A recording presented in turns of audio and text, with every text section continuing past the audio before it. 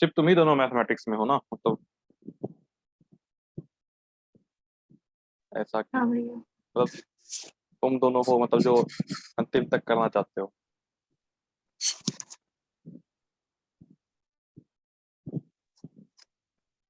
चलो कोई नहीं, जितने आएंगे अपन करते हैं। तो आज का हमारा टॉपिक रहेगा वो रहेगा मैथमेटिकल इंडक्शन। तो मैथमेटिकल इंडक्शन क्या है?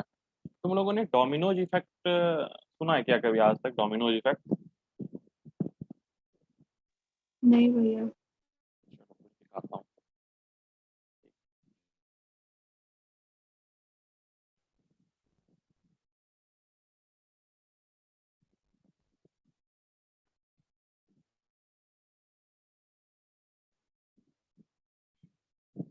नेटवर्क स्लो है बहुत ज्यादा ही।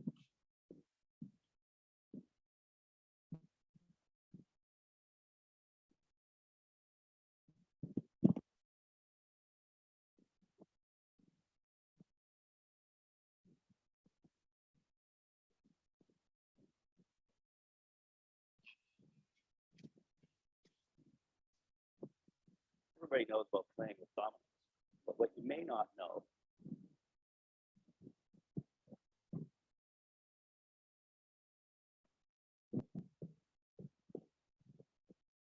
is that a domino can knock over another domino, which is about 1.5 times larger. So what I have here is a chain of dominoes. Each one is 1.5 times larger than the previous one. And the smallest domino is about 5 millimeters high and 1 millimeter thick. And I will carefully place it.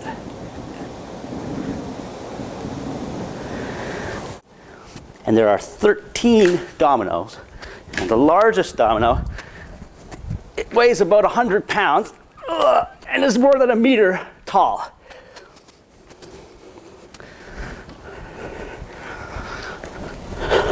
Ready?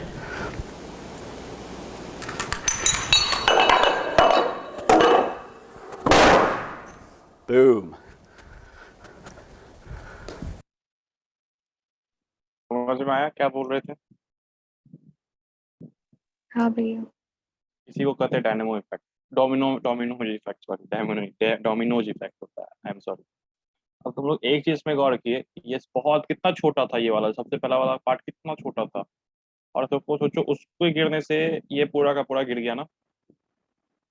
अच्छा, इसी type का phenomena कहीं और देखने को मिलता है क्या? कहीं बताओ कुछ ऐसा जगह जहाँ तुमने देखा होगा ऐसा कुछ कभी। सोचो।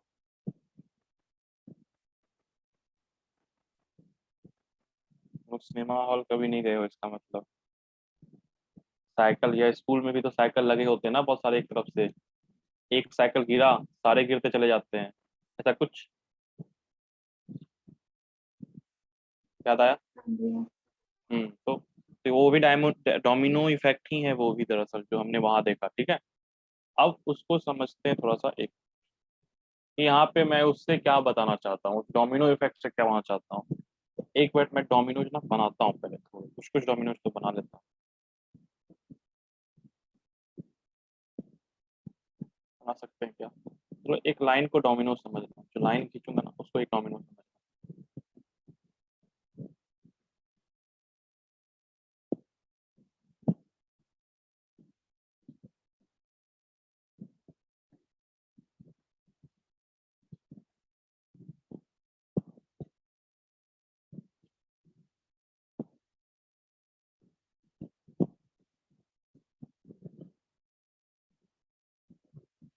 अब तुम लोग सोचो, मैं ऐसा करता हूँ कि मैं किसी एक को ठोकर मारूंगा, सारे गिर जाएंगे। डोमिनोज तो ऐसा ही होगा। अच्छा, तो अगर मैं पहले वाले को ठोकर ना मारूं, सोचो एक एक में सोचते हैं, अभी कुछ मैथमेटिक्स की बातें नहीं हो रही, अभी सिर्फ एक इंट्यूशन प्रो कर रहा हूँ। मैं क्या करता हूँ कि मैं इसको ठोकर मारता हूँ ना कि इसको, तो क्या सारे गिर जाएंगे क्या फिर? हाँ भैया। हाँ भैया, आगे वाला छोड़ के सारा गिर जाए। ये बात इंपॉर्टेंट था कि आगे वाला छोड़ के सारा गिर जाएगा। उसी तरह अगर मैं इसको ठोकर मारूं तो इसके अलावा, दोनों के अलावा सारे गिर जाएंगे। ठीक है। तो यानी अगर मुझे सबको गिराना है तो सबसे पहला चीज मुझे एक चीज इंश्योर करना पड़ेगा कि मुझे इसको ठोकर मारना है। अगर मैं सबको चाहता हूँ गिरना तो इंश्योर करना पड़ेगा कि मैं पहले वाले को ही एक छोटा सा हिट करूँ ताकि सब गिर जाए। दूसरी चीज ये ध्यान रखनी पड़ेगी, अगर मानो एक समय के लिए मानो कि मेरा एक डोमिनो ये है, ठीक है, और दूसरा डोमिनो यहाँ रखा हुआ है, तो क्या इसको मारने से ही गिर जाएगा क्या? हल्का सा हिट करूँ अगर मैं छोट धीरे से, नहीं भैया। उसका रीजन तुम लोग साफ पता कर लोगे ना कि इतना स्पेस जो है ना भैया, ये जो इसके बीच का जो डिस्टेंस है वो इसके लेंथ से बड़ा है। हाँ या ना? हाँ इसके लेंथ भैया। से इसके लेंथ से बड़ा, तो यानी मुझे स्पेसिंग ऐसे करना होगा दो डोमिनोज के बीच में ताकि वो गिरे। तो डोमिनो इफेक्ट हो उसके लिए दो चीज को हमें ध्यान में रखना पड़ेगा। पहला कि मैं पहले डोमिनो इफेक्ट तब भी होगा जब मैं दूसरे को मारूं, लेकिन मैं एक ऐसा डोमिनो इफेक्ट चाहता हूँ जो सबके साथ होते चला जाए, एक एक करके सब कर दे, सबका सब करे। तो उसमें मुझे पहला चीज इंश्योर करना पड़ेगा कि मैं पहले पे हिट करूं, और दूसरा कि उनके बीच का स्पेस उनके इंडिविजुअल लेंथ से बड़ा ना हो, क्योंकि अगर उनके इंडिविजुअल लेंथ से बड़ा होगा तो दूसरे पे वो तो कभी गिरेगा गिरेगा नहीं, दूसरा कैसे गिरेगा। इसीलिए, और अच्छा डोमिनो इफेक्ट होने के लिए एक चीज और होना चाहिए, लेकिन वो मैथमेटिक्स से उसमें कोई जरूरत नहीं है। मैथमेटिक्स अभी जो मैथमेटिकल इंडक्शन समझेंगे ना, उसमें सिर्फ तुम्हें इसी दोनों चीज का पता होना चाहिए था और किसी चीज का नहीं। लेकिन अगर अच्छा डोमिनो इफेक्ट होना होता है ना, तो तुम्हें जो ये है ना, इसका आधा हाइट का इसे लेना होता है अगर अच्छा डोमिनो इफेक्ट करना। चलो, तो ये हमारा डोमिनो इफेक्ट हो गया। अब mathematical in principle of mathematical induction पे आता हूँ। अच्छा, तुम लोगों से पहले कुछ फॉर्मुलेज पूछ लेता हूँ कि तुम्हें पता है कि नहीं, फिर पूछता हूँ। 1 + 2 + 3 + 4 n, इसका क्या होगा वैल्यू पता है? n into n+1/2। ठीक है,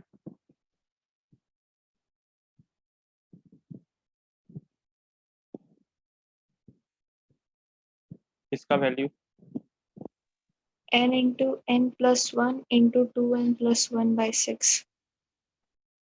अच्छा,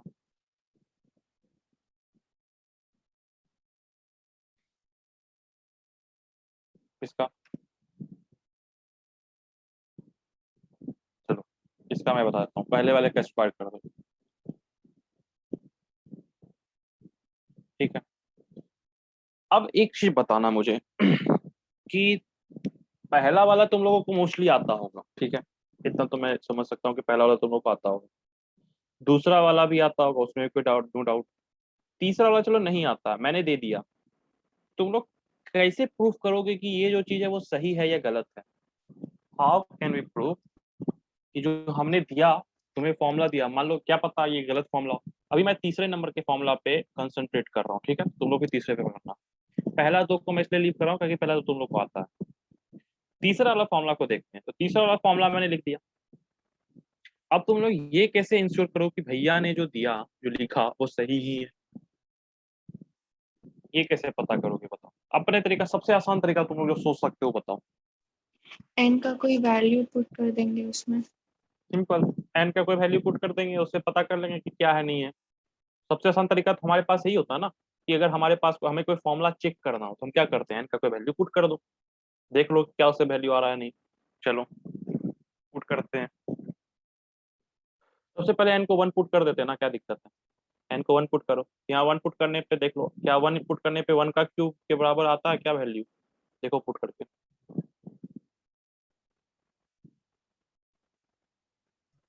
हाँ भैया। ठीक है, अब n बराबर 2 के लिए देखो क्या सही है ये फॉर्मूला।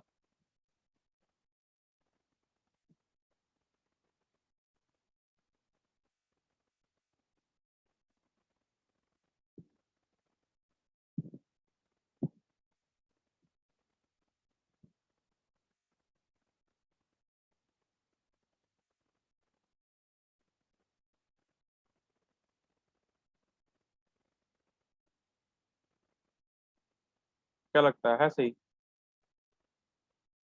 1 का क्यूब नहीं प्लस 2 का क्यूब बराबर 9 आया, 1 का क्यूब प्लस 2 का क्यूब 9 आया, यहाँ 2 पुट करेंगे तो 2 × 3/2 का स्क्वायर दैट इज 9, यानी ये 9 के लिए सही है। तो चलो मान लेते हैं कि हम लोगों के पास कैपेसिटी है कि हम n बराबर 100 तक चेक कर दिए, मान लो। वैसे इतना कैपेसिटी तो होगा नहीं कि n बटा करने में बहुत टाइम लगेगा, लेकिन मान लेते हैं एक समय के लिए हम लोग मैक्सिमम n बराबर 100 तक चेक कर दिया इसका वैल्यू। लेकिन हम ये इंश्योर कर पाए क्या कि n का कोई भी वैल्यू के लिए ये सही है? क्या हम ये इंश्योर कर पा रहे हैं? हाँ या ना, क्या लगता है? क्या हम सेटिस्फाई हैं अपने आप से इस चीज में कि हम n का किसी भी वैल्यू के लिए फॉर्मूला बोल दें सही है? नहीं। ठीक है, तो इसका एक तरीका होता है प्रूफ करने का, जो कि हम लोग 11th क्लास में अगर चाहें तो 11th क्लास में सीखा जाता है, but for the sake now हम लोग एक तरीका से प्रूफ करें। अब सोचना, एक मैं तुम लोग को इंट्यूशन देता हूँ, सोचना कैसे करूंगा। सबसे पहले मैं क्या प्रूफ करूंगा, सोचना मेरा तरीका क्या होगा प्रूफ करने का। मैं ये प्रूफ करूंगा कि ये जो चीज है ना वो n इजिकल टू 1 के लिए वैलिड है। मैं ऐसा प्रूफ करता हूँ n इजिकल टू 1 के लिए। मैं 3 स्टेप करूंगा और 3 स्टेप में प्रूफ हो जाएगा। पहला कि ये जो फॉर्मूला है ये 1 इजिकल टू 1 के लिए वैलिड है, जो हमको आया भी। दूसरा कि मैं मानूंगा एज्यूमिंग दैट ये जो फॉर्मूला है ना ये k कोई पार्टिकुलर n बराबर k के लिए सही है। मान लो एज्यूम कर लिए कि ये जो फॉर्मूला है ये किसी n बराबर k के लिए वैलिड है, ठीक है। और अगर हम ये एज्यूम करके ये प्रूफ कर पा रहे हैं कि for every n if if this is true for some n बराबर k implies it is also true for n बराबर k प्लस 1। सोचो अभी मैं क्या बोला, मैं बताता हूँ कि मैंने पहले क्या किया कि मैंने ये प्रूफ कर दिया कि n बराबर 1 के लिए सही है ये। दूसरे नंबर पे मैं क्या कर रहा हूँ कि मैं ये कह रहा हूँ कि अगर मैं ये मानता हूँ कि ये n बराबर किसी k के लिए वैलिड है, किसी k के लिए, मुझे नहीं पता कौन सा k है, तुम जो कोई मानो नेचुरल नंबर। अगर मैं ये प्रूफ कर दूं, ये चीज प्रूफ कर दूं कि n बराबर k के लिए अगर ये वैलिड है तो पक्का है कि वो n बराबर k प्लस 1 के लिए भी होगा ही होगा। तो क्या हमारा प्रूफ कंप्लीट हो जाएगा? सोचो, इस चीज को सोचो एक मिनट के लिए कि मैं n बराबर 1 के लिए, समझना मैं क्या बोल रहा हूँ बेसिकली, कि अगर ये फॉर्मूला n बराबर k के लिए सही है तो मैं ये प्रूफ कर दूं कि ये फॉर्मूला n बराबर k प्लस 1 के लिए भी सही है, तो मेरा प्रूफ कंप्लीट हो जाएगा। वो कैसे समझते हैं? मैं अगर n बराबर 1 के लिए प्रूफ कर दिया, तो अगर एक समय के लिए मानो कि मैंने दूसरा पार्ट इसका प्रूफ कर दिया है, लेट अस अस्यूम कि मैंने इस प्रूफ का सेकंड पार्ट प्रूफ कर रखा है, तो अगर ये चीज, ये जो फॉर्मूला मुझे ऊपर था वो n बराबर 1 के लिए वैलिड है, तो क्या वो n बराबर 2 के लिए भी वैलिड होगा? हाँ या ना, विदाउट पुटिंग वैल्यू? हाँ भैया। हाँ क्यों?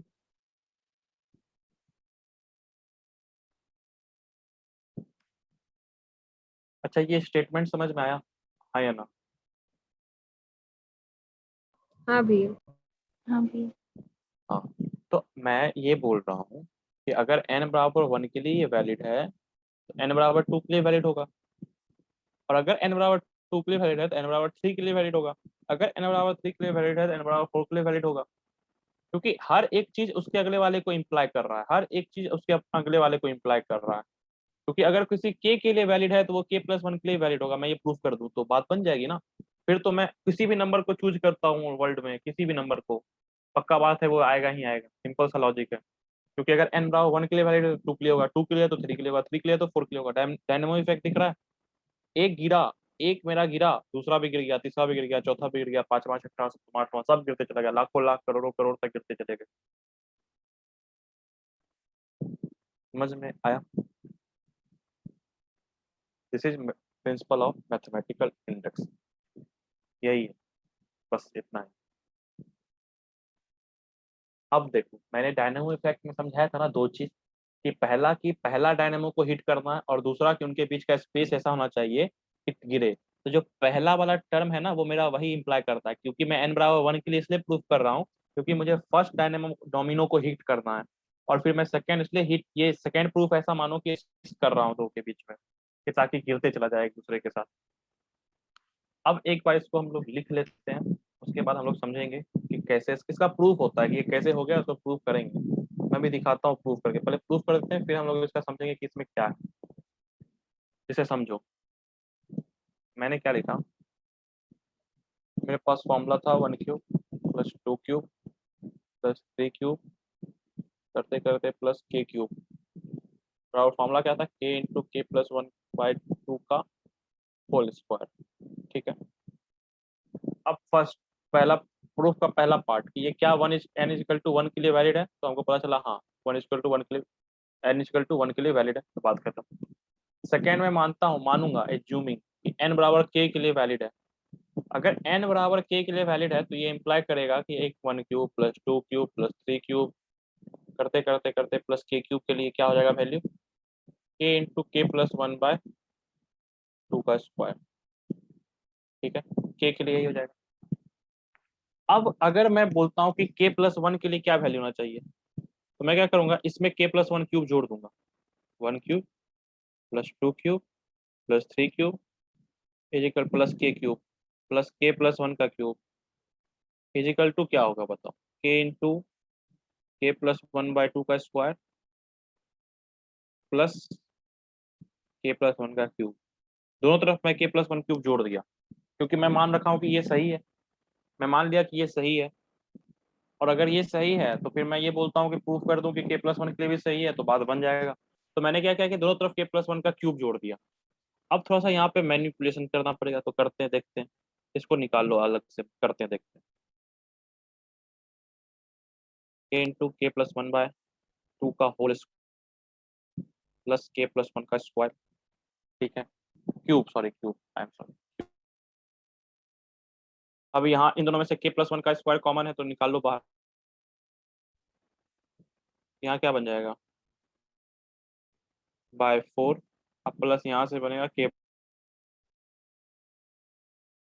से एलसीएम ले लो, क्या बनेगा, k square into K square plus 4k/4, this is equal to k plus 1 क्या है, k प्लस 2 का स्क्वायर ही तो लिख रखा है ना, k square plus 4k plus 2 का स्क्वायर डिवाइड बाय 4, इसको प्लस 1 इंटू के प्लस 2/2 का होल स्क्वायर।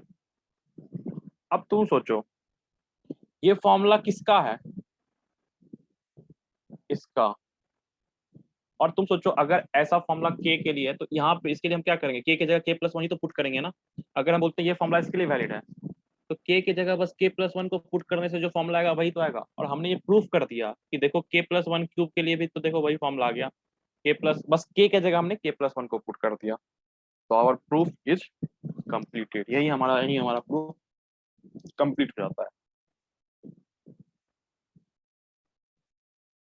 समझ में आया कि कोई प्रॉब्लम है इसमें, कोई डाउट हो तो पूछ लो।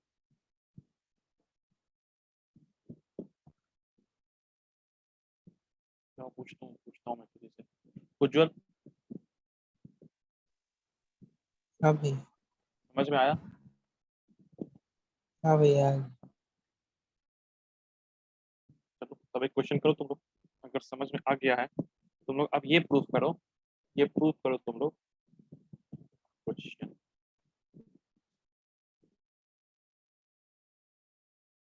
प्रूफ दैट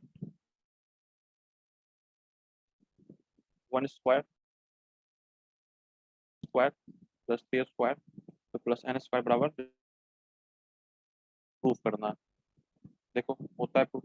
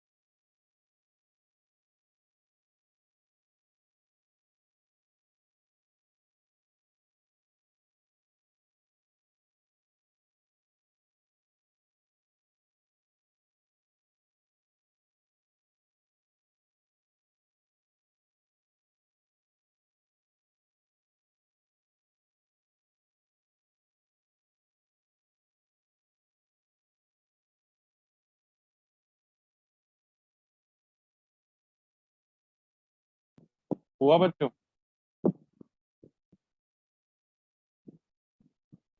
चलो देखते हैं। दो कोई नहीं, मिनट नया दो। चीज। अच्छा, अगर नहीं हो रहा ना तो कोई नहीं, नया चीज है, धीरे धीरे करके सीख लेंगे। बहुत आसान चीज है ये वैसे। आगे चल के जब तुम लोग अच्छा अच्छा चीज पढ़ लोगे ना, मतलब और अच्छा अच्छा, तो तुम्हें ये वाला चीज बहुत अच्छी लगने लगेगा कि क्या ये, मतलब सारे इंटरेस्टिंग नहीं लगेगा। तो कोई बात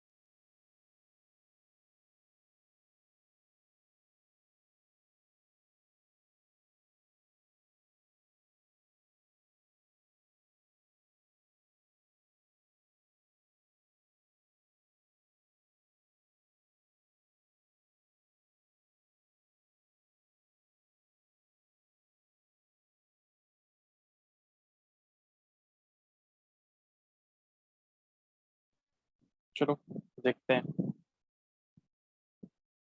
किसी से हुआ?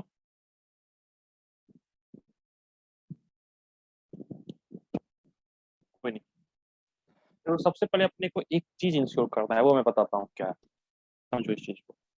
अगर हमारे पास फॉर्मूला ये दे रखा है, 1 का स्क्वायर +2 का स्क्वायर +3 का स्क्वायर +4 का स्क्वायर टू n का स्क्वायर बराबर n × n+1 × 2n+1/6। तुम लोग अंदाज लगाओ, तुम लोग सोचो कि कल को अगर मैं बोलता हूँ 1 + 2 स्क्वायर +3 स्क्वायर तो n+1 का स्क्वायर, इसका फॉर्मूला क्या होना चाहिए? पहले ये सोचो क्या होना चाहिए इसका फॉर्मूला।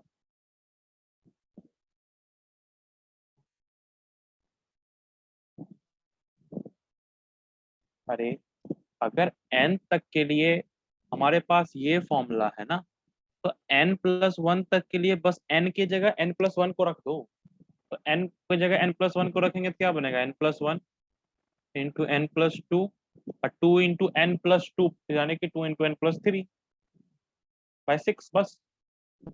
अगर n तक के लिए कोई हमें फॉर्मूला दे रखा है, तो n+1 तक के लिए वो फॉर्मूला होगा जहां पे कि तुम n के बदले n+1 को रख दो। सिंपल, यही होता है। ठीक है, तो हमें क्या प्रूफ करना है? प्रूफ बेसिकली क्या करना है कि n = 1 के लिए सही है कि नहीं है, तो पता चला है। अब n तक के लिए मान लो सही है, मान लो ये फॉर्मूला यहाँ तक n के लिए सही है, तो क्या ये n+1 के लिए भी सही है क्या? तो कुछ नहीं करो, तुम लोग को प्रूफ करना है ना कि ये वाला चीज इसके बराबर होगा, तो हो गया बात खत्म। तो इस वाले में तुम n+1 स्क्वायर जोड़ दो। सोचो, 1 स्क्वायर +2 स्क्वायर तो n स्क्वायर में n+1 का स्क्वायर जोड़ दिए, this is equal to n × n+1 × 2n+1/6 plus n+1 का स्क्वायर। अब n+1 कॉमन है ना, निकाल लो बाहर, तो क्या बन जाएगा? 2n² +n + 6n + 6/6। मैंने इसका एलसीएम ले लिया इसके साथ, n प्लस, यहाँ पे एक n+1 बचेगा ना उसका, तो ये n+1 हो गया। ये क्या हो गया? 2n² +7, ये क्या हो गया? कुछ गलती हो गई क्या? 2n² हो गया, n हो गया यहाँ से 6n + 6। ठीक है, ये हो गया 2n² +7n + 6/6। अब इसको जब तुम फैक्टराइज करोगे ना तुम लोग, तो ये comes out to be n+1 into 2n + 3 into n+2/6। अब समझ में आया? हाँ भैया। बस यही करना था।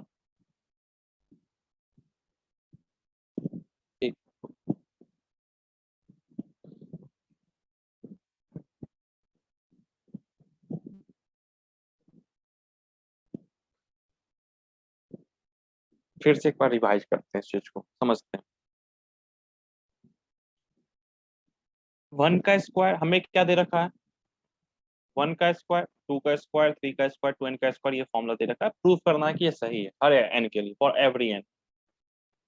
पहले हमने ये किया कि हमने बोला कि चलो n इक्वल टू 1 के लिए सही है, ठीक है सही है, पता चल गया, पुट करके वैल्यू आ गया।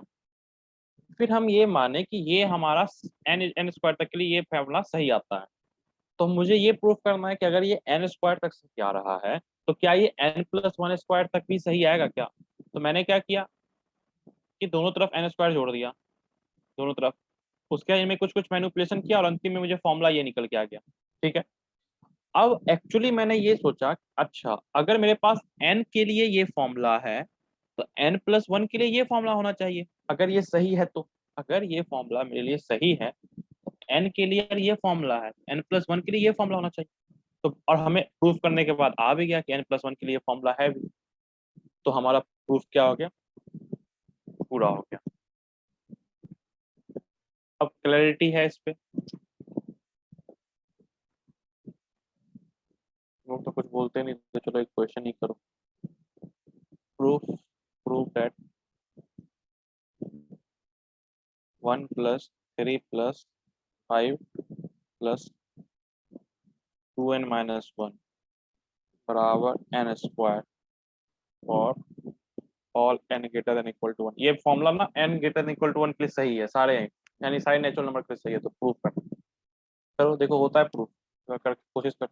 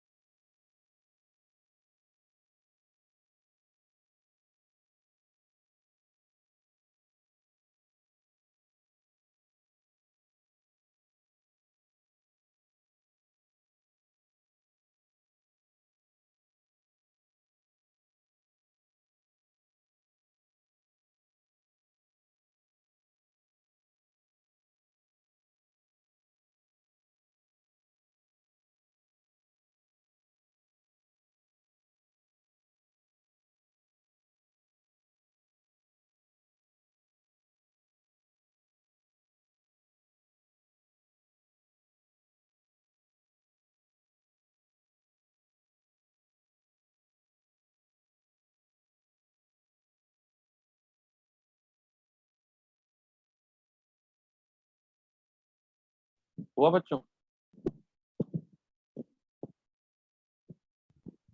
हाँ भैया। चलो इससे कम कुछ तो हुआ होगा। दिव्यांगी मेरा हेल्प करो, तो कैसे करेंगे इस क्वेश्चन को।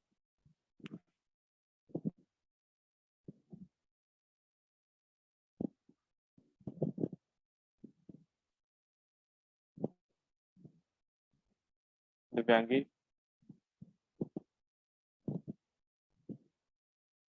श्रेया, मेरे से नहीं हुआ।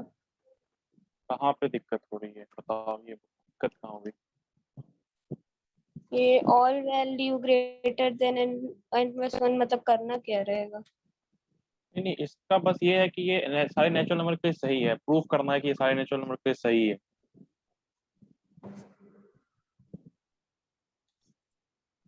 चलो हमको हेल्प करते जाओ, अगर कुछ दिमाग में आते जा रहा है तो हमको हेल्प करते जाओ। सबसे पहले क्या करें बताओ? हाँ, पहले 1 पुट करके देख सकते हैं। ठीक है, तो n बराबर 1 के लिए देखते हैं। तो n बराबर 1 के लिए सिर्फ इतना ही पहला टर्म रहेगा, 1 बराबर 1 का स्क्वायर, तो 1 सही है। हाँ। मान लो n के लिए सही है, तो हम लिखते हैं 1 plus 3 plus 5 plus 2n minus 1 बराबर n स्क्वायर। अब मैं मानता हूँ कि n प्लस 1 के लिए क्या करना होगा मुझे बताओ। अगर ये n प्लस 1 के लिए वैलिड होता तो उसका आंसर क्या होता?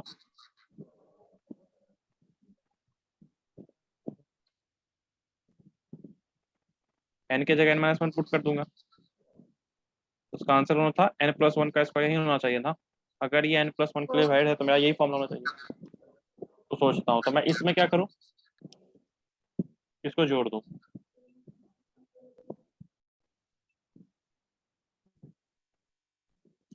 पहले वाले टर्म और दूसरे वाले टर्म में किस चीज का अंतर है, किस टर्म का अंतर है? लास्ट वाला का और इज इक्वल टू मेजर। तो बस मैं एक काम करता हूँ ना, मैं इसमें जोड़ देता हूँ दोनों तरफ ये।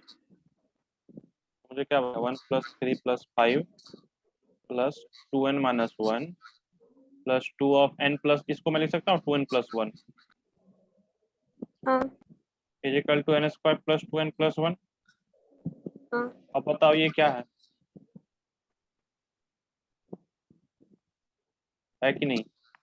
हाँ। तो हमको फॉर्मूला प्रूफ हो गया, देखो ये हमको ये आ रहा है, तो हो गया प्रूफ खत्म। बेसिकली जो, हाँ माइक ऑफ कर लो। बेसिकली हमें क्या प्रूफ करना है ना, कि ये चीज ये इम्प्लाई करता है। तुम लोग एक चीज शायद समझ नहीं पा रहे हो कि प्रूफ हो कैसे जा रहा है। मेरे ख्याल से प्रूफ ऐसे हो जा रहा है ना, कि मैं ये फॉर्मूला डायरेक्ट नहीं लिख रहा हूँ, मैं ये मान रहा हूँ ये सही है और मैं इसको इसमें जोड़ दे रहा हूँ, तो मुझे प्रूफ निकल के आ जा रहा है। इस वाले चीज का यूज करके ये इम्प्लाई कर दे रहा हूँ ना। तो प्रूफ का मेन पॉइंट है मेरे के पूरे मैथमेटिकल इंडक्शन का, कि मैं n के लिए मान के n प्लस 1 के लिए प्रूफ कर दूं सही है। तो मैं वही तो कर रहा हूँ, मैं n के लिए सही मान ले रहा हूँ और n प्लस 1 के लिए प्रूफ कर दे रहा हूँ। वैष्णवी समझ में आ रहा? हाँ भैया। हुआ था ये वाला?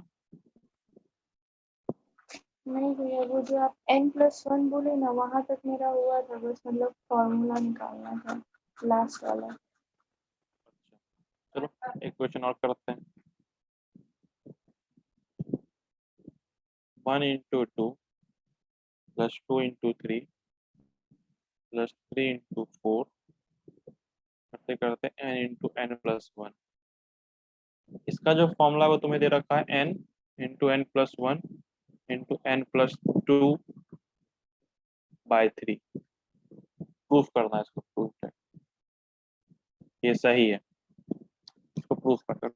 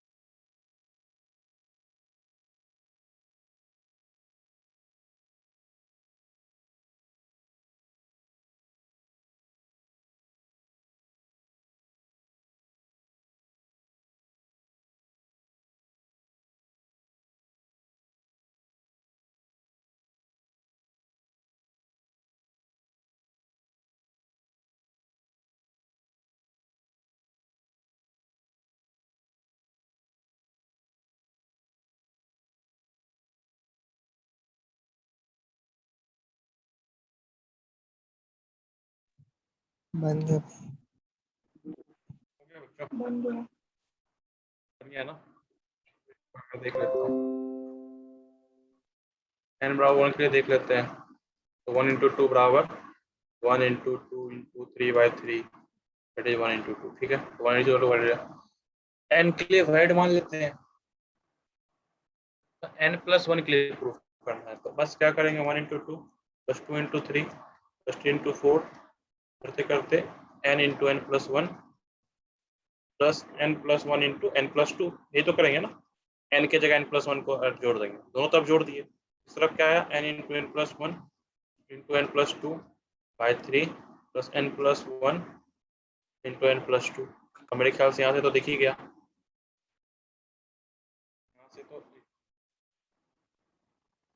यहाँ से तो साफ दिख गया कि फॉर्मूला तुम्हें निकल के आ गया, n plus 1 into n plus 2 into n plus 3 by 3। हमें फॉर्मूला आना भी यही चाहिए था। We are done here. ठीक है, this is simply the mathematical induction. दिखाने का मैं मैथमेटिकल इंडक्शन का डिफिनेशन भी लिखा दूं। वैसे मैथमेटिकल इंडक्शन के ना दो फॉर्म होते हैं। This is first principle of mathematical induction, इसको अभी हम लोग किए। दिस इज कॉल्ड फर्स्ट, और इसी का नाम होता है weak form of principle induction, mathematical induction sorry. दूसरा जो होता है वो होता है strong form of mathematical induction, या second principle of mathematical induction. वो भी काम की चीज है, बट अभी उसको मैं रहने देता हूँ। अभी इसका कोई मैं ज़्यादा कुछ कराऊंगा नहीं, सिंपली वो कुछ नहीं बोलता, देख लेंगे उसको भी अपन। तो पहला first principle of mathematical induction देख लेते हैं। हाँ, आगे चल के मैं कभी ना कभी उसको कभी करवाऊंगा ही करवाऊंगा। Second form principle mathematical induction ना, होता वो भी ऐसा ही है, उस पर कोई अति नहीं होता, बट अभी इसको यहीं तक है। तो अब एक नया चीज जिसको बोलते हैं फैक्टोरियल। फैक्टोरियल का नाम सुना तुम लोग? यस, हाँ भैया। क्या होता है? अगर जैसे मतलब फैक्टोरियल किसी नंबर का होता है उतना, जैसे अगर 2 का फैक्टोरियल देखे तो 1 इंटू 2 होता है, 3 का देखे तो 1 इंटू 2 इंटू 3 ऐसे होता है। सही, एकदम सही। कंटिन्यूड प्रोडक्ट अगर है ना किसी नंबर तक, जैसे कि मान लो 1 into 2 into 3 into 4 into 5 n, लगातार मल्टीप्लाई करते लगे, जैसे कॉल्ड n फैक्टोरियल। ऐसे दिखाते हैं n, और उसके इस साइन को क्या बोलते हैं? एक्सक्लेमेटरी, एक्सक्लेमेशन का साइन होता है ना शायद, आई थिंक। बस हाँ भैया। किसी भी नंबर के अगर अंतिम में ये लगा हो तो उसको समझ लो फैक्टोरियल लिखा हुआ। इसी को लिखने का एक और तरीका होता है ऐसे, ये भी फैक्टोरियल नहीं होता है। जैसे मान लो 1 फैक्टोरियल क्या होगा 1, 2 फैक्टोरियल क्या होगा 1 इंटू 2 2, 3 फैक्टोरियल क्या होगा 1 इंटू 2 इंटू 3 6, 4 फैक्टोरियल क्या होगा 1 इंटू 2 इंटू 3 इंटू 4 24, 5 फैक्टोरियल क्या होगा 1 5 factorial, 1 into 2 into 3 into 4 into 5 that is 120। इसी तरह चलते जाता है factorials, this is called factorial. अच्छा, अब इसकी कुछ कुछ प्रॉपर्टीज होती हैं, लेकिन मैं एक चीज प्रूव करके दिखाता हूँ। चलो एक चीज समझना, एक चीज बताता हूँ, फैक्टोरियल से रिलेटेड चीज है। n फैक्टोरियल को तुम लिख सकते हो n into n minus 1 factorial. क्या सही लग रहा है? जैसे कॉल करते हैं 5 फैक्टोरियल है ना, इसको एक साथ लिख लो, इसको अलग से लिख लो। क्या लिख सकते हैं 5 इंटू 4 फैक्टोरियल, लिखा जा सकता है क्या?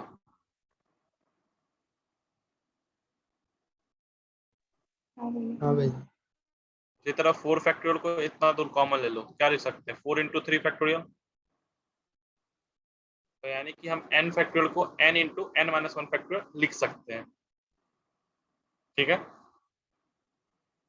ये हमारे पास सबसे पहला चीज इसके अंदर से प्रॉपर्टी निकल के आता है। बेसिकली बहुत इंपॉर्टेंट प्रॉपर्टी है, इसी से कुछ काम चल जाएगा हम लोगों का।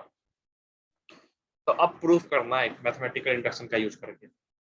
वो क्वेश्चन क्या है, क्वेश्चन मैं लिखता हूँ 1 into 1 factorial plus 2 into 2 factorial plus 3 into 3 factorial, करते करते n इंटू n फैक्टोरियल बराबर n प्लस 1 फैक्टोरियल माइनस 1 ये फॉर्मूला है, प्रूफ करना है कि ये सही होता है। अब एक बार कोशिश करो, एक बार करो कोशिश, फिर मैं बता दूंगा। आसान है, कोई हार्ड नहीं है इसमें। वही सब करना है जो अभी तक अपन किए हैं, बस उसके अलावा कुछ नहीं करना।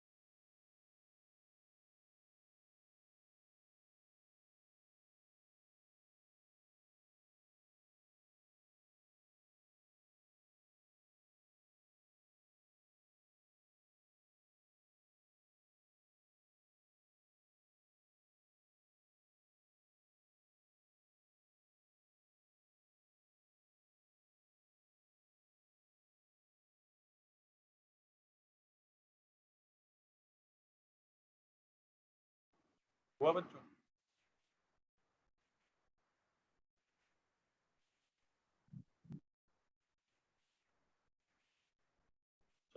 देखते हैं कौन हेल्प करेगा इसमें मेरा। 4 हो, एनरिच कर दो जो हेल्प करना चाहता है।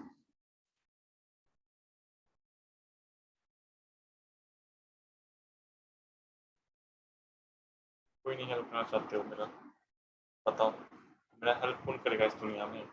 वैष्णवी करेगी, हाँ वैष्णवी। हाथ उठाई थी ना?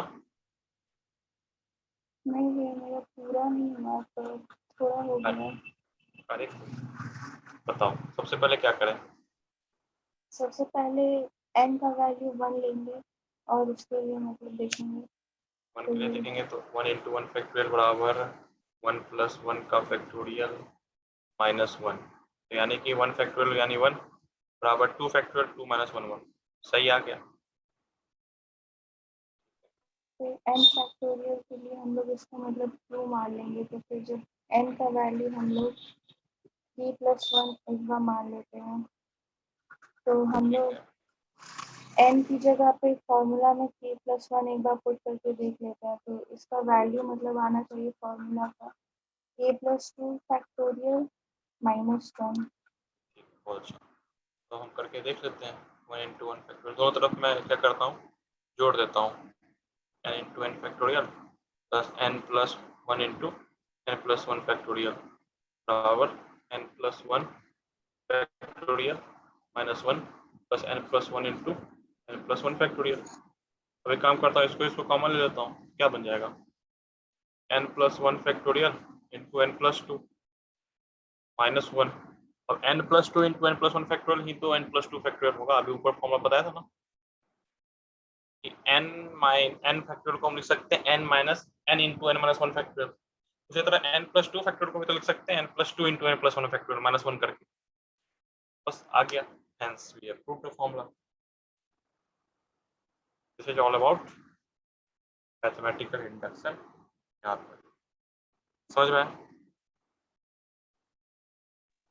हाँ भैया। चलो, अब मुझे कुछ फॉर्मूले बहुत तेजी से बताते चलना, जिसको भी मन करे। a+b पे पावर 1 क्या होता है? a+2 a+b का square a² + b² + 2ab a+b का cube a³ + b³ + 3ab into a+b a+b power 4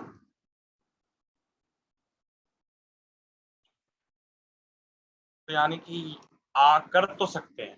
I think कि आप लोग कर सकते हो उसको, मुझे इतना तो विश्वास है आप लोगों पे कि आप इसको मतलब निकाल तो सकते हो, लेकिन हाँ, आप लोग जो तरीका अप्लाई करोगे वो लेंदी हो जाएगा।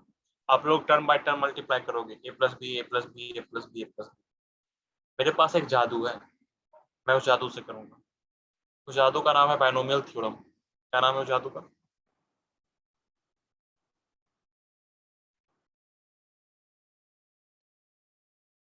बायनोमियल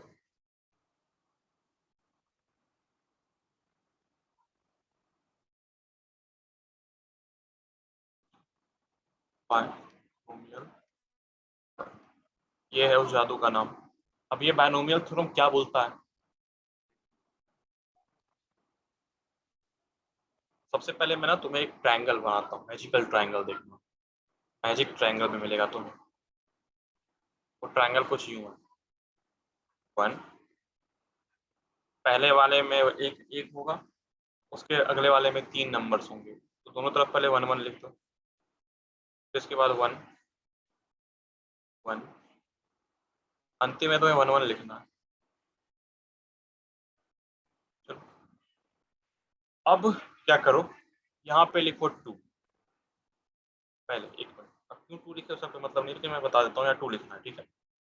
अब क्या करना, अब हमारे पास मतलब आएगा। अब यहाँ पे जो हम लिखेंगे ना वो इस दोनों का सम लिखेंगे, तो बताओ यहाँ क्या लिखें? 3 उसी तरह यहाँ जो लिखेंगे ना वो इस दोनों का सम लिखेंगे, तो बताओ क्या लिखें? 3 यहाँ जो लिखेंगे वो इस दोनों का सम लिखेंगे, क्या लिखें? 4 यहाँ जो लिखेंगे वो इस दोनों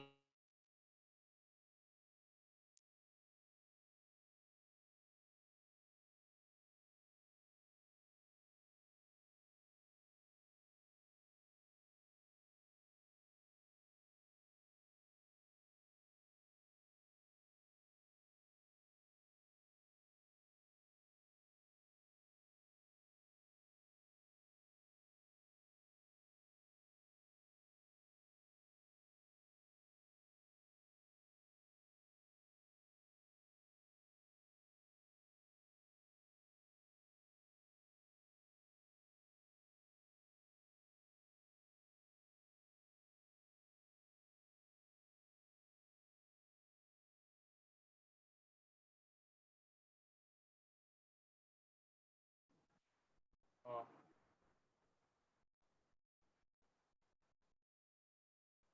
अब देखो क्या होगा कि यहाँ पे फिर क्या करो, अब यहाँ पे लिखो इन दोनों का सम 5, यहाँ लिखो इन दोनों का सम 10, यहाँ इन दोनों का सम 10, फिर यहाँ दोनों का सम 5।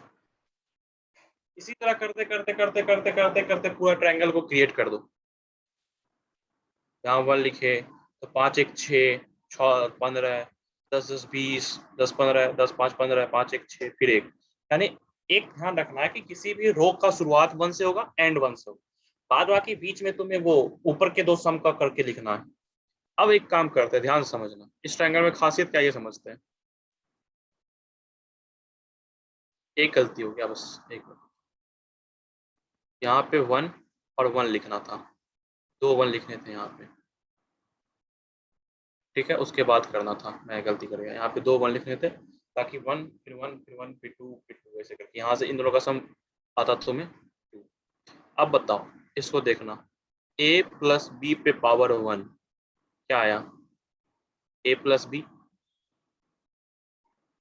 a प्लस बी का स्क्वायर क्या आया, a square plus 2ab plus B square, a plus B का क्यूब क्या आया, a cube plus 3a square B plus 3b square a plus B cube. अब पहले इन तीनों में एक पैटर्न को गौर करते हैं, यहाँ पे 1 लिखा तो a का कोफिशिएंट 1, फिर 1 फिर a का b का कोफिशिएंट 1, यहाँ पे 1 था, a स्क्वायर का कोफिशिएंट 1, 2 ab का कोफिशिएंट 2, फिर 1 b स्क्वायर का कोफिशिएंट 1, पहला नंबर 1 a क्यूब का कोफिशिएंट 1, उसके बाद a स्क्वायर b का coefficient 3, b square a coefficient 3, b cube का कोफिशिएंट 3।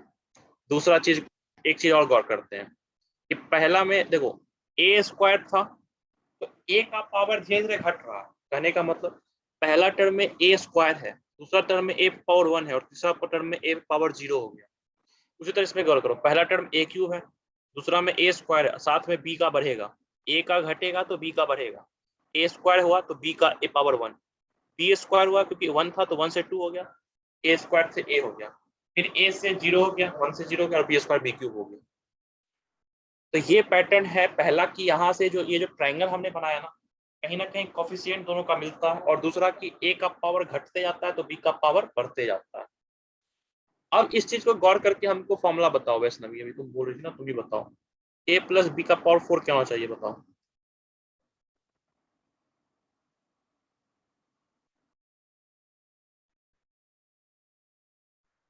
हेलो, आवाज आ रही है? हाँ भैया, एक सेकंड।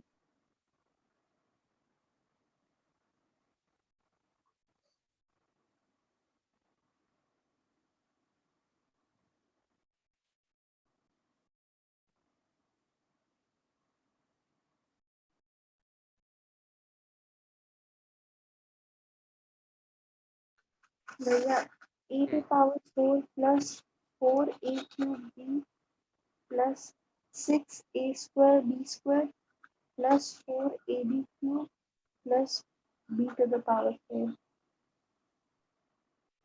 अगला उज्जवल बताएगा हमको।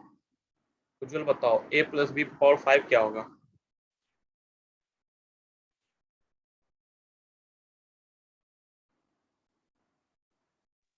a का पावर 5 प्लस 5 a का power 4 b plus 10 a cube b square plus 10 a square b cube plus 5 a b cube plus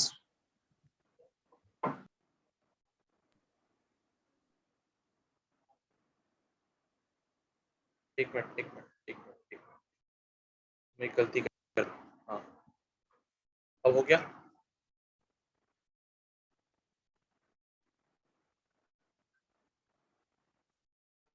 हाँ अगला, हाँ भैया ठीक है, a plus B power 6 Neha बताओ क्या होगा।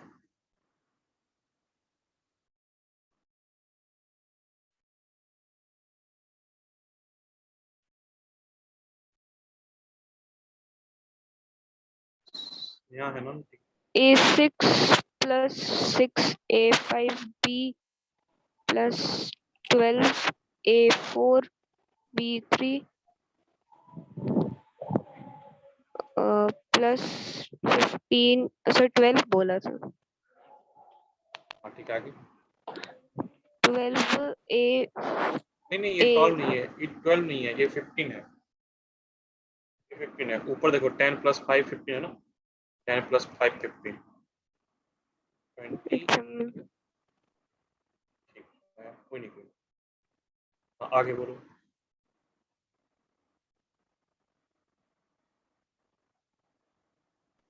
B ठीक है, दिव्यांगी समझ में आया क्या हाँ कर रहे भैया। हैं। अब तुम लोग एक चीज गौर करो, जितना का पावर है ना उससे ज्यादा एक ज्यादा टर्म है, जितना पावर है उससे एग्जैक्ट टर्म है। जैसे इसमें पावर 6 है, नंबर ऑफ टर्म्स गिनते हैं 1 2 3 4 5 6 7, ये सबके लिए वैलिड होगा। जितना पावर होगा ना उससे एग्जैक्ट टर्म होगा, ये ध्यान रखना। यही है बाइनोमियल थ्योरम। एक तरीका सोचे तो बाइनोमियल क्यों बोलते हैं, क्योंकि देखो दो टर्म का एक्सपेंशन है ना, बाइनोमियल दो नंबर का expansion. A basically binomial theorem a plus B power किसी भी n के लिए वैलिड हो सकता है, और इसको बोलते हैं पास्कल्स ट्रायंगल। ये ट्रायंगल तुम्हें पता ना, इसको बोलते हैं पास्कल्स ट्रायंगल। अब तुम लोग एक चीज समझ रहे होगे भैया, चलिए a प्लस बी पावर 4 तो हम आसानी से लिख पाए इससे, लेकिन इसके लिए ना हमें पास्कल्स ट्रायंगल बार बार बनाना पड़ेगा, क्योंकि हमें मतलब जल्दी तो याद नहीं होगा। तो हमेशा, अब मान लो हम पूछे a प्लस बी पे पावर 11 क्या होगा, तो उसके लिए हमें पास्कल्स ट्रायंगल 11 तक बनाना पड़ेगा, तब जाके कहीं निकलेगा। तो तुम लोग बोलोगे भैया तो कोई शॉर्ट तरीका है क्या, कोई शॉर्ट फॉर्म है क्या इसको करने का? तो उसके लिए मैं एक चीज डिफाइन करता हूँ।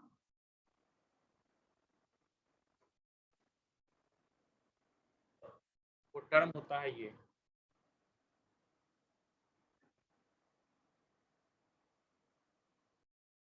इसको ऐसे भी दिखाते हैं और इसको ऐसे भी दिखाते हैं।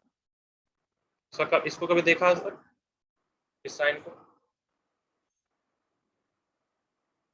इसको बोलते हैं कॉम्बिनेशन एन, कॉम्बिनेशन के, एनसीके।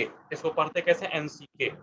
ये क्या होता है, इसका वैल्यू होता है N factorial divided by N minus K factorial into K factorial. इसका वैल्यू इसके बराबर होता है। वेरी इंपॉर्टेंट है, जानना है, बहुत काम आएगा बाइनोमियल थ्योरम में आगे चलकर। एक चीज मैं तुम लोगों को बता देता हूँ कि जीरो फैक्टोरियल जो होता है ना वो 1 के बराबर होता है। अभी क्यों होता है अभी मैं ये नहीं बताऊंगा, बट ये ध्यान रखना, जीरो फैक्टोरियल 1 के बराबर होता है, इसका इंपॉर्टेंस आएगा। अब पहले ये इसका थोड़ा सा वैल्यू देखते हैं, इसका वैल्यू क्या क्या होगा। जैसे अब के क्या हो सकता है, के का वैल्यू क्या हो सकता है, के का वैल्यू जो होगा वो होगा less than N greater than equal to 0। ये ध्यान रखना, के का वैल्यू ये होगा। ठीक है, ठीक है। पहले हम एन सी जीरो पता करते हैं क्या होता है। के का वैल्यू 0 रख दिए, तो एन सी जीरो क्या होगा, N factorial by N minus 0 factorial into 0 factorial. तो 0 फैक्टोरियल तो 1 होता है, N minus 0 factorial, N factorial से एन फैक्टोरियल कट गया, बच गया 1।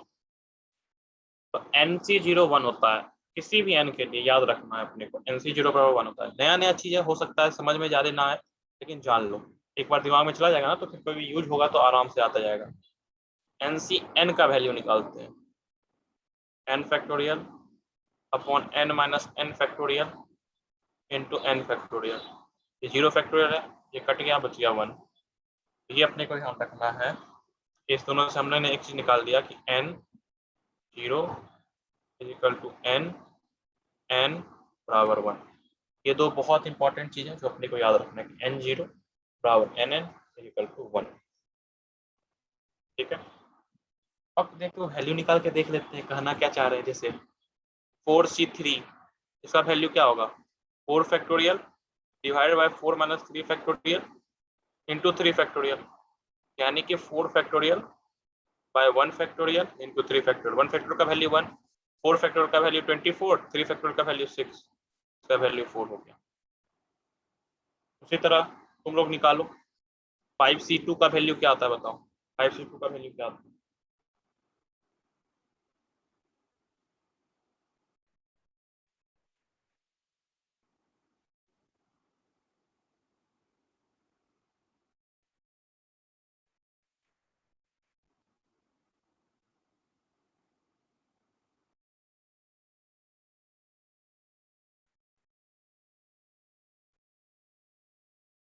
टेन। कहना है ना, करके देखते हैं। 5 factorial divide by 5 minus 2 factorial into 2 factorial, यानी कि 5 factorial by 3 factorial 2 factorial. 5 factorial का वैल्यू 120 होता है, 3 फैक्टोरियल का value 6 into 2 that is equal to 10। ठीक है, दिस इज बेसिकली वैल्यू, मतलब ये सी का क्या मतलब होता है, ये होता है NC2 5C2 वगैरह वगैरह। अब बाइनोमियल थ्योरम लिखने में मजा आएगा। बाइनोमियल थ्योरम बेसिकली ये होता है कि अब जो मैं लिख रहा हूँ ना, ये है binomial theorem. a plus B for n बराबर NC0 a पे power n plus NC1 a पे power n-1 into b plus NC2 a पे power n-2 b square plus करते करते करते जाएगा NCn-1 a इंटू b पे power n-1 plus NCn b पे power n। This is binomial theorem, ये होता है बाइनोमियल थ्योरम। बहुत इंपॉर्टेंट है बाइनोमियल थ्योरम के रिस्पेक्ट में। ऐसे तो लोग इसको 11th में पढ़ोगे और अच्छे से, बट अभी ओलंपियाड के लिए बेसिकली ये पढ़ना अभी जरूरी है। ठीक है, अब करके देख लेते हैं। n का वैल्यू 2 रख दो मिनट, अपने को तो n का वैल्यू 2 पता है। a प्लस बी का स्क्वायर का निकालते हैं, क्या होगा 2c0, फॉर्मूला में पुट करो 2c0 into A square n plus 2c1 into A पे power 2-1 into B plus 2c2 into A पे पावर 2-2 इंटू बी स्क्वायर। ठीक है, अब पता करो, देखते हैं क्या आता है वैल्यू। 2c0 का वैल्यू क्या होगा बताओ?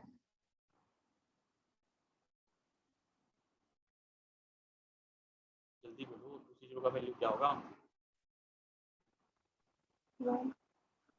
1 अभी तो ऊपर बताए थे ना, इसका वैल्यू 1, इसको स्क्वायर लिख देते हैं। 2c1 का वैल्यू क्या होगा?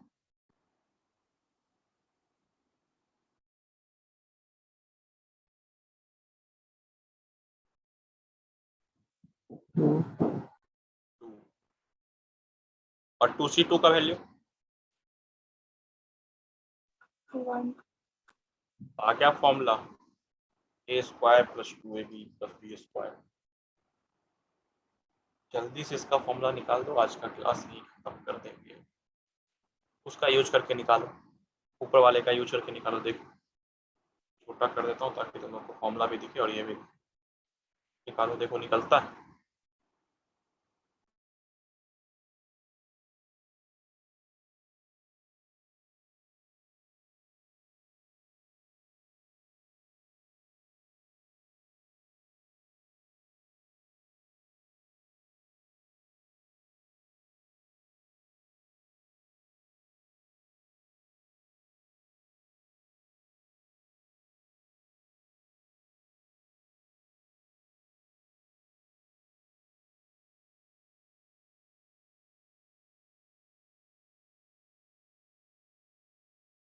निकल गया भैया।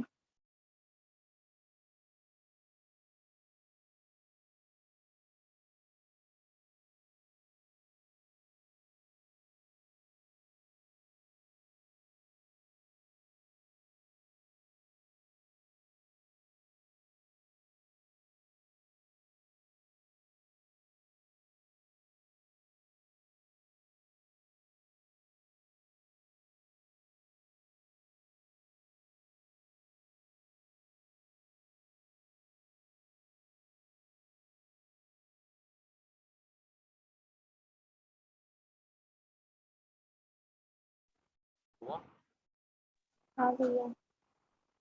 करते एक बार। 3c0 a का cube plus 3c1 a plus 3-1 b plus 3c2 a 3-2 b square plus 3c3 a power 3-3 b cube. तो 3c0 का वैल्यू 1 होता है, तो a क्यूब। 3c1 का वैल्यू 3 होता है, तो a स्क्वायर भी। 3c2 का वैल्यू भी 3 ही होता है, ए बी स्क्वायर। 3c3 का वैल्यू 1, ए बी क्यूब। ठीक है, भैया अब सिर्फ बी क्यूब होगा ना लास्ट में? ओ अच्छा सॉरी। तो अब तुम लोग क्या करना, तुम लोग 8 या 9 तक निकाल के ले आना, मतलब देखना करके। अगर प्रैक्टिस करने का मन हो तो a plus B power 4, a plus B power 5, a plus B power 6, a plus B power 7, 8 तक कर ले, अच्छा खासा प्रैक्टिस हो जाएगा। ठीक है, हाँ भैया। बस यही है। तुम लोगों ने वो बुक खरीदा? हाँ भैया। हाँ भैया। कर दे तो क्या उससे कर नहीं पाओ, तुम लोग के पास टाइम इतना होता है ना, तुम लोग कर पाओ।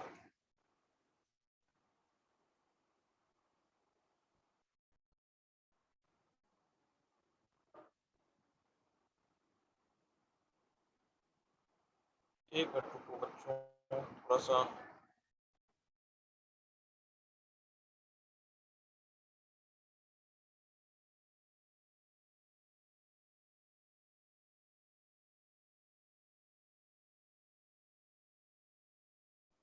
तुम लोग को टाइम मिलता है ना इतना कि तुम लोग कर सको क्वेश्चन। हाँ भैया।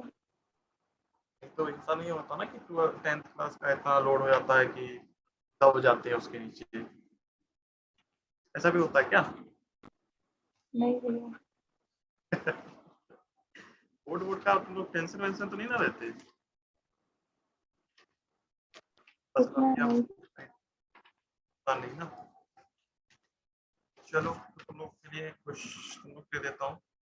उसका जो है ना मैथमेटिकल इंडक्शन वाला चैप्टर, चैप्टर 3 है, ठीक है।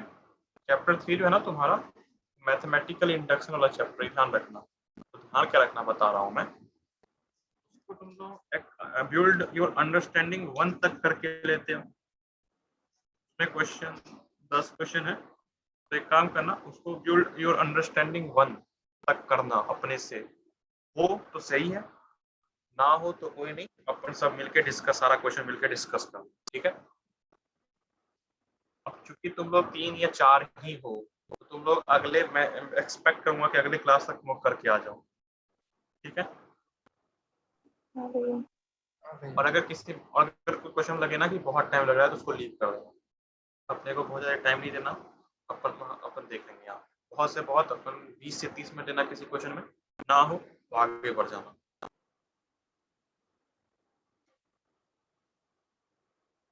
चलो देख, अगले एक मिनट, हाँ एक मिनट,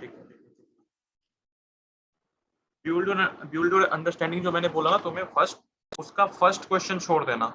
फर्स्ट में A B C D E F G H करके एल तक है, वो छोड़ देना है, उसको नहीं करना है अपने को। फर्स्ट वाले का A B C D E F G H L तक छोड़ देना है। सेकेंड पूरा करना है, थर्ड पूरा करना है, और हाँ थर्ड तक करके आओ बस। बिल्ड अंडरस्टैंडिंग का सेकेंड एंड थर्ड करके आना, उसके अलावा कुछ नहीं करना। सेकेंड एंड थर्ड ही सिर्फ करके आना है और कुछ नहीं करना है बिल्ड अंडरस्टैंडिंग का। बाद बाकी जो है ना उसमें एग्जाम्पल तुम लोग सारा देख लेना, जो एग्जाम्पल दे रखा है ना उसको समझने का कोशिश करना एक बार खुद से, नहीं तो मैं समझा दूंगा सारे एग्जाम्पल, ठीक है। हाँ चलो भैया। चलते हैं भाई।